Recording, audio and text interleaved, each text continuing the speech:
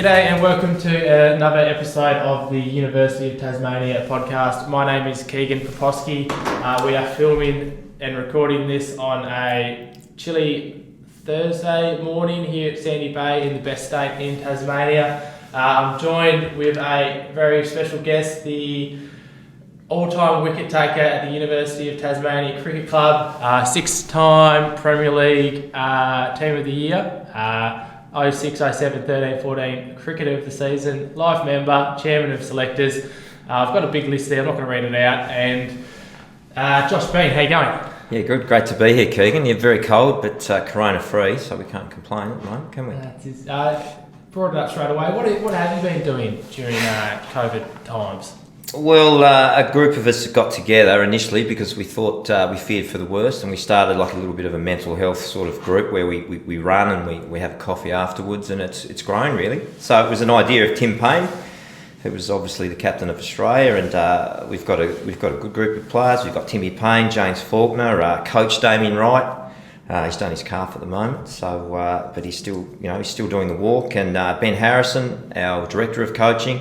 Even our treasurer, Jean Fair's involved. So we've got a good group. So, we go for a run, we run some steps and do some hill walking, and then we solve the world's problems and over a coffee. So it's been great. We've been doing that for 3 months. So it's been really good, and it's fair to say it's probably fitter now than I ever was when I was playing sport. So, maybe I should have been this fit a few years ago, but anyway. That sounds good. So you'll be ready to come back into the first grade team, won't you then? I'd like to, but... unfortunately, the important parts of my body don't work. Okay. But the legs are going again, which is I'm happy to have the legs going again, so I can't complain. I know a lot of people have enjoyed this extended break, and you mentioned there like a number of first-class cricketers are still involved in the club, which is awesome. I'm sure we'll touch on that a little bit later. Just a little bit. You don't have to go into this too much. Just so the listeners have a bit of an understanding about who you are. Just a 1 minute elevator pitch about yourself, like your role here at the club or with the uni. Well, yeah, I've been involved at the cricket club since 1998, so I came across, and I've been at the club ever since. I think I stopped playing about 3 years ago. A great journey cricket. You met a lot of people along the way. It allowed me to have a couple of years in England as an overseas professional. Dabbled with the state squad there for a couple of years and played a dozen second 11 games. Cricket's been a pretty big part of my life. Do some commentary with the ABC as well, especially with the women's BBL stuff, and a little bit of stuff on ABC Grandstand. So yeah, pretty much a cricket tragic, it's fair to say, and I love it. I really miss it, and I wish I could still play. But love the game. Yeah, you're doing some great work, and even recently you report about the T20 team that went away last year, who you were coach of that team, which we'll touch on a little bit later. Very enjoyable that was. Yes. Previously, so we've already mentioned some of the first class cricket players that are still involved, but people like Hilfenhaus, Tim Paine, Faulkner, they're not small names. There's some pretty big players that have been involved in the club, and they still are quite involved. How good is that, or what does it mean for the club and some of the juniors? Well, it's huge. I mean, firstly, it looks amazing on paper when you're trying to get juniors coming to the club and convincing parents that they're in the right environment, but to have them hands on too, and very hands on, these guys. They're very passionate about the club. Tim Paine is tremendous as he oversees the coaching program and recruiting, etc. So very passionate, and if he's not talking about his Australia stuff, he's always talking about the university stuff and what we can do and how we can better the club. Ben Hilfenhaus is a bowling coach, and he takes training 50% of the time, and obviously we all know what he can do. Probably one of Australia's best swing bowlers. I think 99 Test wickets. We've got James Faulkner, the finisher. Probably, not blowing it out of range, but probably one of Australia's best one-day all-rounders, I think. And his moments are just right up there with the greats of white ball cricket.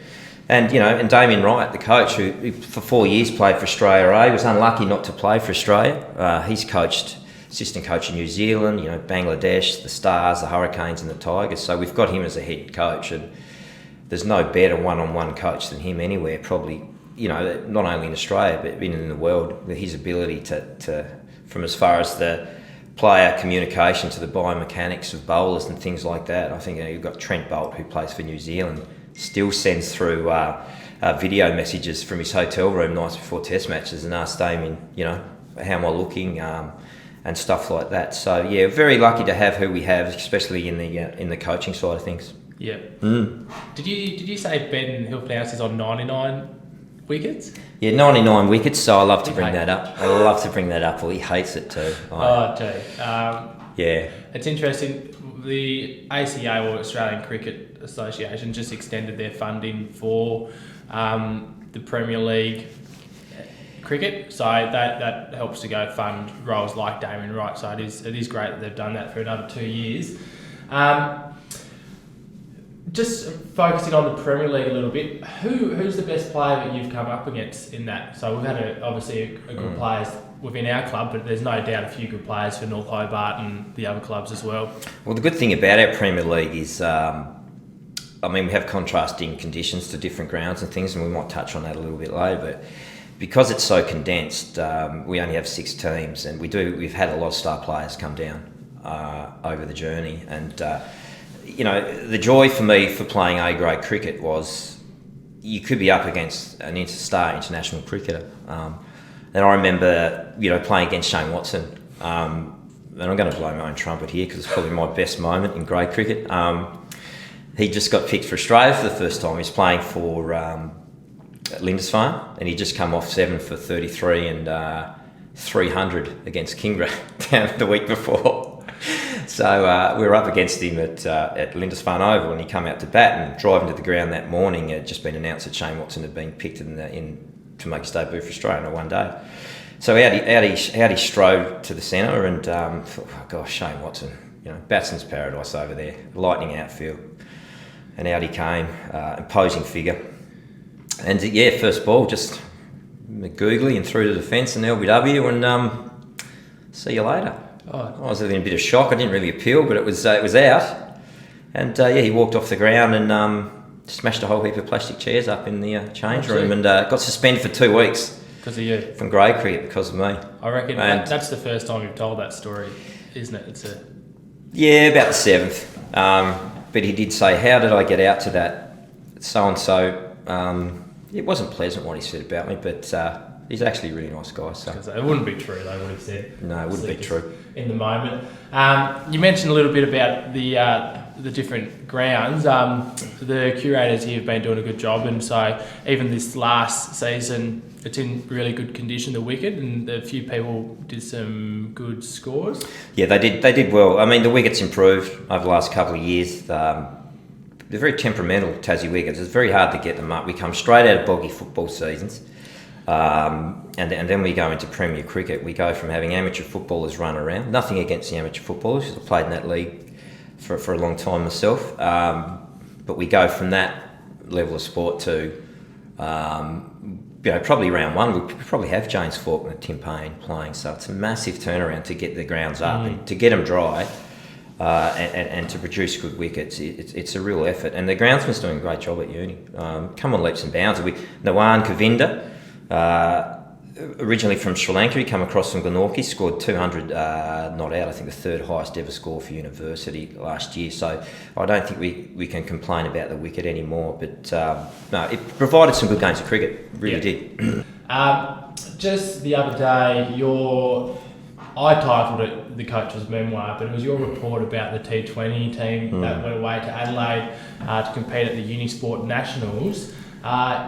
First of all, I want to shout out to yourself, Paul Mack, Bob Cotgrove and Chaz, who did an awesome job bringing that team together. And yourself, don't forget yourself. No, I get paid to do it, so... Okay. Yeah, thank you. But your thoughts, we don't have to go through the whole report, but what do you think of the trip? Oh, it was a great trip. We managed to get people on the plane, which is important. And I'll tell you what, it costs a fair bit of money for these guys to give up their time. They're all uni students, and to pay to go away. But I reassure the guys that once they'd booked their tickets and paid, that would be a really, really good trip and a great opportunity. Anytime you get on a plane to go and play cricket, it's exciting.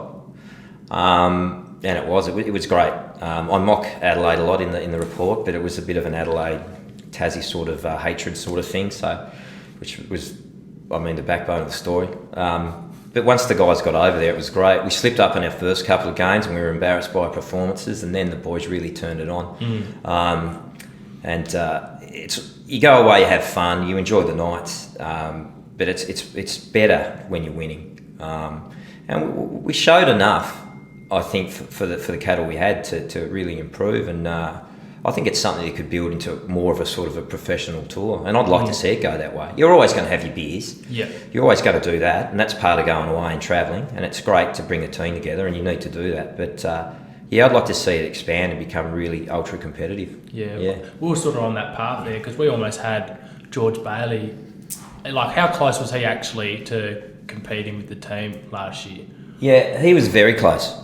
Very, very close, and everyone thought it was just a bit of hype and just trying to build it up. But he was generally, he rang me and approached me, and he rang me when he rang me the second time, I knew he was actually serious. So he wanted to go away, and I think it was just a case of him enjoying his last year of cricket, and the idea of going away and going and playing Adelaide, and he had his T20s coming up as well, so he wanted to get some slogging practice, and he wanted to get some practice in. So. Yeah. By all means, we were going to let him get on the plane. Yeah, but it was very close to going. Yeah, he had a chat with the coaches and everything, but he got selected in a Shield match that he didn't think he was going to get selected in. Otherwise, he would have played. So it would have been. We probably would have won the whole thing. If those injuries didn't happen for Tassie, he would have been there, I reckon. So I think to take it to that next professional level, we're on the right track because we are getting those higher level players interested. So. I know we did approach people like Hilf and all that as well, but probably not going to get all of them. What does it mean in terms of the club, the T20 pathway? Like, has it helped with recruitment?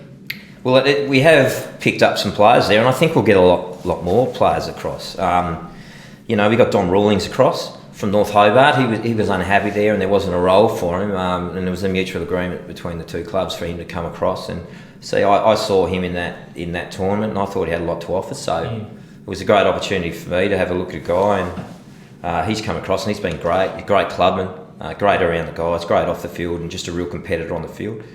And Liam McLaren, who plays for the Launceston Cricket Club, he's joining the club this year. He trained with us late last year, so he's come across as well. So he's excited to be involved at the University Cricket Club. So there's a real connection there. And I just think it's a great. It is an opportunity to see guys wear the university colours, but also it is a great pathway opportunity for our club, and we really want to, combine the university and the cricket club and make it one sort of operation and all gel together. So that's what we want to try and do. Yeah, you mentioned Dom Rawlings there quickly. He is a great esports commentator. I had him in here to commentate League of Legends, which I didn't know anything about it, but he was excellent. So a little bit of a strange fact about him, but the women's program at the club is doing really well at the moment, and then there's quite a few star players. I'll let you expand on that, but is there an option for them to have a T20 Nationals team? Well, there is. As far as the universities of Australia go, we've probably got the best list of players that could go away. You got Aaron Fazakali, Steph Defara, Meg Phillips, Louise Maddox, Zoe Lowry, Taylor Wigg, Jessie Crowden. And these guys that are all studying at the moment. So I think we could get a really good team on the park, and I'd love to see the men and the women play back-to-back representative games. I think it'd be great, especially the girls supporting the guys and then the guys supporting the girls. It'd really... It'd add a little bit to the contest, I think, and it'd be great. But we have the talent there, especially as far as scholars go that are representing the Hurricanes and the Tigers at the moment. So they're here. And Chloe Abel, a university player, she's just got a contract for the Tasmanian Tigers, a full contract. So she's the only Tasmanian with a contract. So she's come from university at the moment. So that's huge for her. And we're in talks at the moment for a very high-profile women's coach, so I can't elaborate on her. Right. But yes, she could be. It's a big signing. So no exclusives on this podcast. I've spoke to management, and I can't mention the name, but it would be a huge signing for women's cricket and especially for our club. So, no, a lot of positives coming out of the girls stuff. Yeah. Chloe Abel's not very old either too. She'd be 18. Yeah, she's only young, so I don't even think she's 18. I think she's only 17 still. So that's promising for the club. They're always doing very good things, especially in the women's program. Is there anything else you want to touch on, just on the women? No, I think we're going to see the competition condensed a little bit. I think there's talk of it being broken down to 4 teams, to make it a really strong comp where players are getting more of an introduction to a higher level of cricket in preparation to play for the Tigers or the Hurricanes. So there's a real concern about that. They did the relegation thing, which did not work. But I think we could see some teams drop out this year, but obviously not University. We're in a very good place. But we could see a few of the other teams drop out just through lack of decent participation numbers, to be honest. And if we want to achieve at the highest level, we need to create a stronger team, a stronger competition for these girls. It's going to be interesting to see how COVID's impacted sport after all this has gone through. I've got a guest next week, a sociology expert, to come in and chat about the impacts that it's going to have on the sport, so that'll be interesting. Yeah. Just a few quick questions. I don't want you don't have to elaborate on these too much. You've probably already answered this one earlier, but the best player you've ever bowled out, still Shane? Yeah, it was LBW, so I didn't actually bowl him out, but it was good. I was still going through his defence, so yeah, I'll take Shane Watson any day of the week. Yeah. Pink ball, you like it or not? Yeah, it's different. It's a different ball. Play with it a little bit.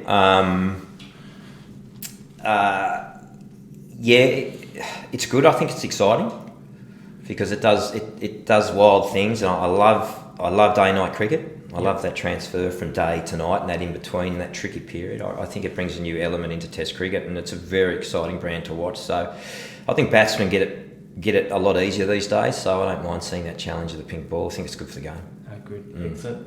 Are you, or how should I word this? Do you have the best UTAS cricket resume in the club's history? I underachieved with the bat, so I can't claim complete supremacy there.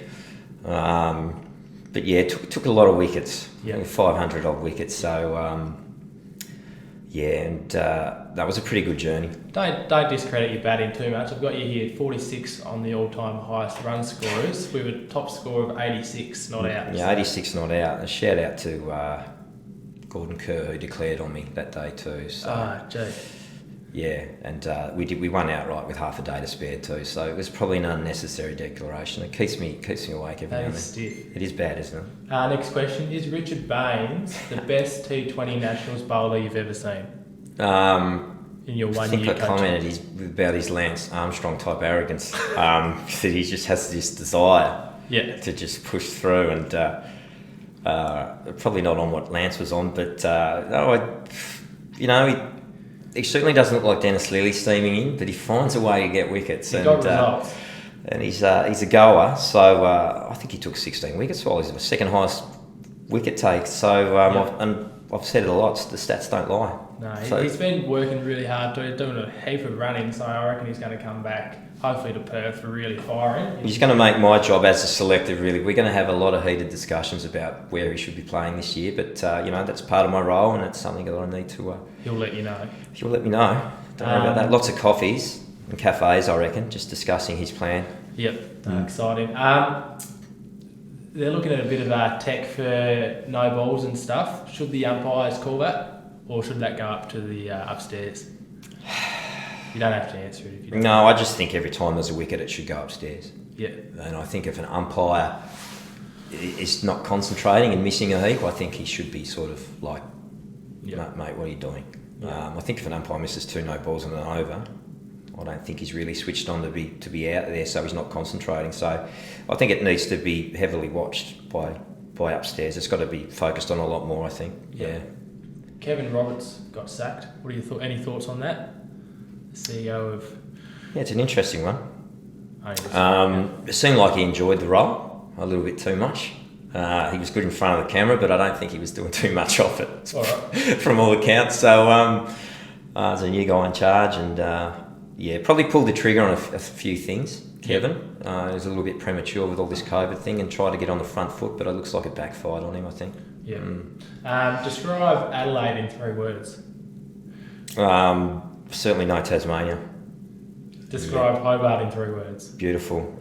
Rainforest, Mona, even though it's shut, and we've got putters, mini golf as well, so we've got 3 great attractions there. Big question. The 2019 T20 team, could they have won it all? I'm not going to say they could have won it. We could have actually won all the games. We only lost the first 2, and if we won those, we would have got into the top tier. But we might have got slaughtered if we ended up into that top tier. But I think the group we had, they punched above their weight, and the way that they combined late there, and there was a few guys that I thought were batters and bowlers. So maybe if I got that around the right way at the start, it could have gone a lot better. But maybe an extra couple of days, if you want to speak to the university, just let us get to know each other a little bit more. I think that'd be great for Perth. Maybe a week to acclimatise. We'll have a chat. We'll have a chat off camera about that. Yeah. Last question. Do you remember the last time Chaz Rose hit double figures in batting? Well, it was never Chaz's role. It was Chaz's role. We used to pad him up. We used to put thigh pads around his stomach, arm guards, and we just used to put him out there and just say, just take the shine off the ball. And that was Chaz's role. Yeah. I mean, if he got 10, we did allow him to raise the bat if he got to 10. Oh. So he played his role. Sorry, Chaz, I didn't mean to throw you under the bus there. Do you have anything else you want to comment on before we finish up? No, I think it's been a good discussion. Yep. I'd just like to continue this bond we have between the cricket club and university. I think it's great. We're not community based like the other teams, so the stronger the bond we create with the university, I think the better we'll be as a club. So everything's good. Too easy. All right, thank you for taking the time to come in on this chilly morning, but enjoy the rest of the week, and I'm sure I'll chat to you soon about heading to Perth. Thanks, Josh. That'd be great. Thanks, Gordon.